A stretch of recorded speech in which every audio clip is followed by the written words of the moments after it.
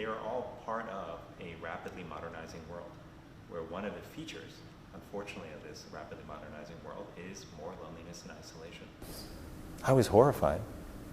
This is the United States of America. We should not be experiencing those kind of terrible events.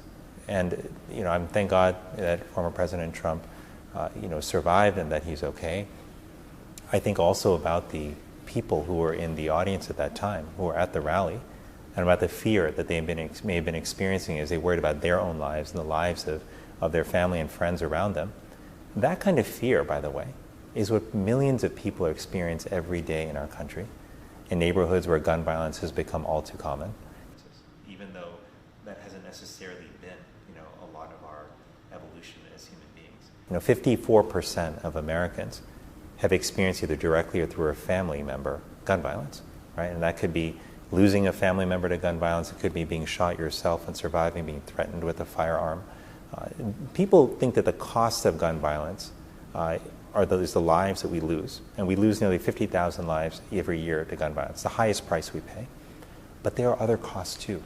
The reverberating impacts of gun violence have taken a toll on the mental health and well-being of Americans. They've led people to worry about their safety around common everyday activities. 60% of Americans are worried now about losing a loved one to gun violence. More than half of our kids are worried about a shooting taking place in their school.